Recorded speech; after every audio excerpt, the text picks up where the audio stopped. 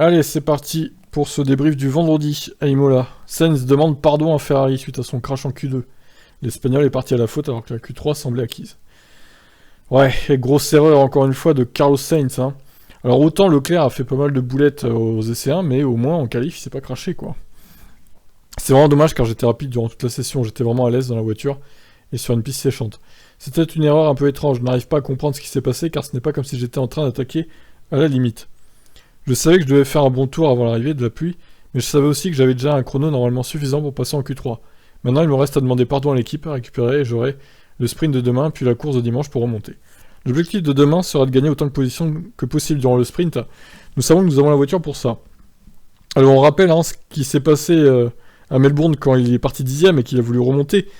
Ça c'est mal fini. Mauvais départ, crash derrière, il s'est planté dans le gravier, enfin bref, c'était n'importe quoi. Bref, Sainz encore décevant, du coup, sur cette qualification. Alors Hamilton, le gros perdant aussi de cette séance. Le sprint lui permettra peut-être de remonter un peu demain, il est évidemment déçu et furieux. Ce n'était pas une super séance, naturellement c'est décevant, vous venez ici avec de l'optimisme et vous savez que tout le monde travaille très dur à l'usine, et les choses ne se passent tout simplement pas correctement. C'est décevant. Je pense que nous avons sous-performé en tant qu'équipe aujourd'hui. Il y a des choses que nous aurions dû faire et que nous n'avons pas faites. Alors, on a vu lui et Wolf s'engueuler à moitié, d'ailleurs. Enfin, je sais pas s'ils s'engueulaient eux deux, mais en tout cas, la conversation avait l'air assez vive. Je sais pas ce qu'ils se sont dit, j'aimerais bien savoir pour le coup. De toute façon, nous travaillerons aussi dur que possible pour progresser dans la course sprint. Ça va être une course difficile, mais j'espère que la météo sera meilleure demain. Et qui sait, peut-être que nous avancerons sur la grille. Effectivement, le temps sera meilleur, normalement, il pleuvra pas. Chaque week-end est un sauvetage, Edmund Hamilton. Quant à la discussion avec Wolf, un peu houleuse, il ajoute « Ce sont des trucs internes, je ne préfère pas partager ça. » Ok, d'accord. Son coéquipier Russell a déclaré que Mercedes avait du mal à chauffer les pneus. Nous avons également vu ça en Australie. Donc c'était un peu dommage de voir comment les drapeaux rouges ont perturbé tout pour nous aujourd'hui. Mais s'il y a un week-end pour ne pas être là où on veut être, le sprint est celui à choisir. Le week-end du sprint. Ce n'est pas idéal, mais nous avons une chance de récupérer des positions demain. Ouais, bah écoutez, en général, en course, ça va un peu mieux pour Mercedes. Mais bon, j'attends de voir quand même ce qu'ils vont faire comme résultat demain et dimanche. Je suis pas très confiant.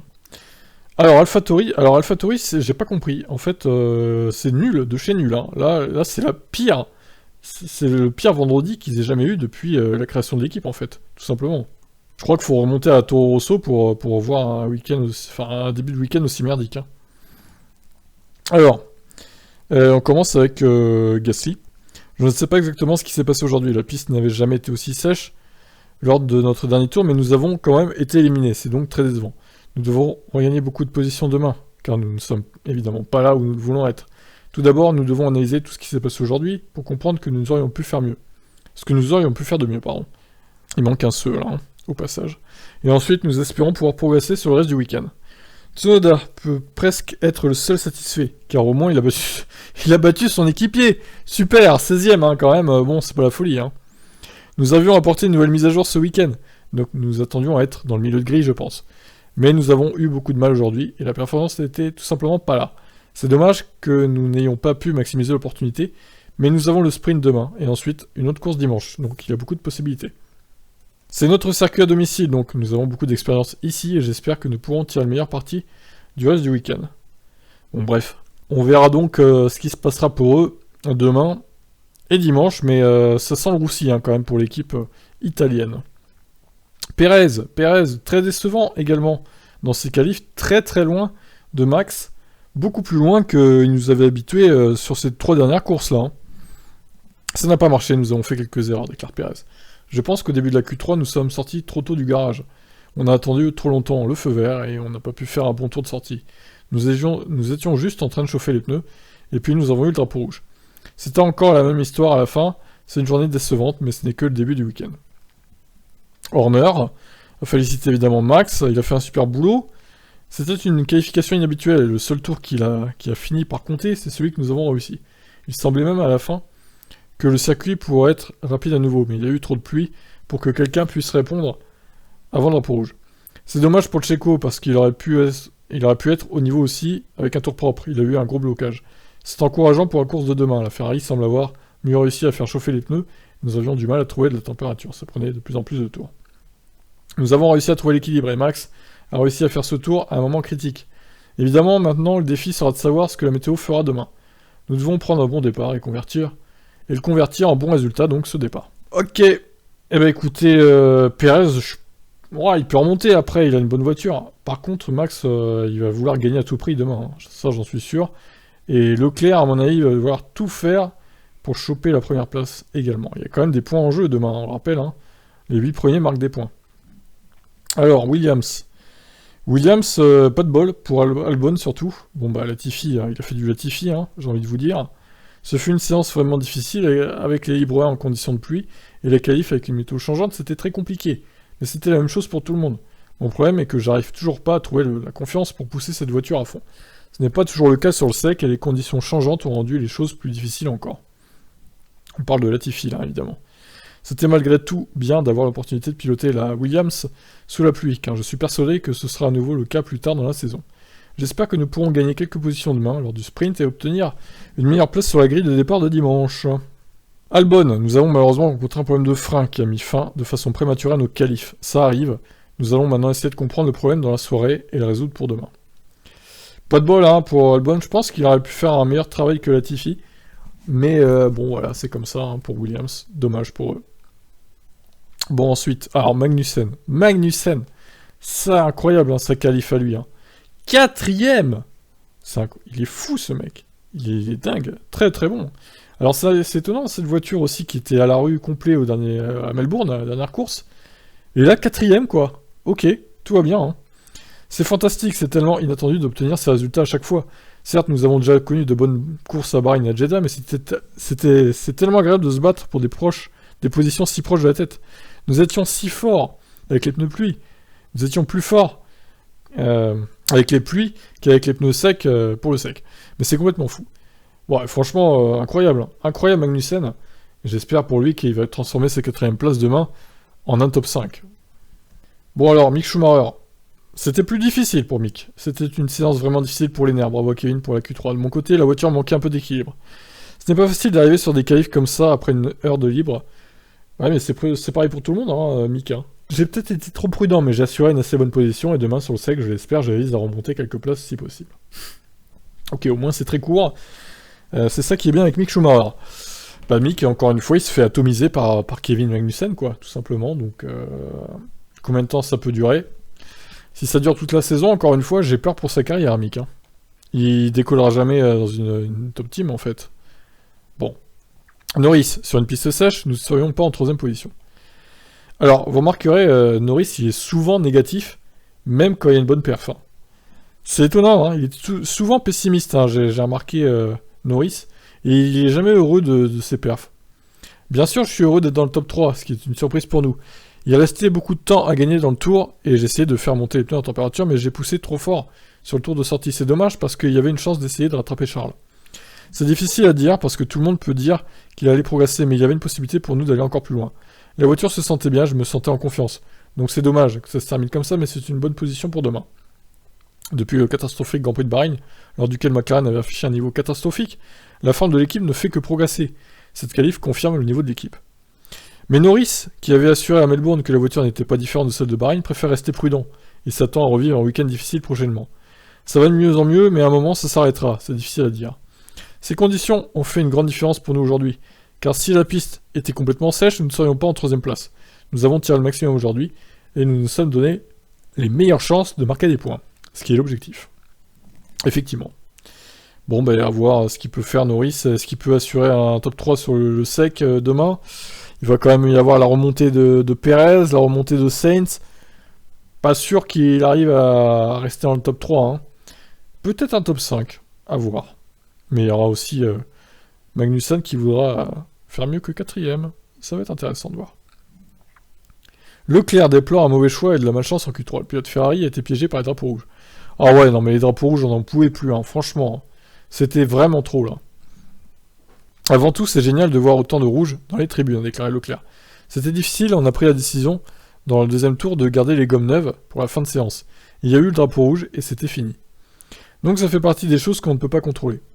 Il reconnaît que la séance qualif n'était vraiment pas simple entre les conditions changeantes et 5 interruptions pour des sorties de piste ou problèmes mécaniques. Il espère désormais capitaliser sur le sprint demain et sur la course de dimanche.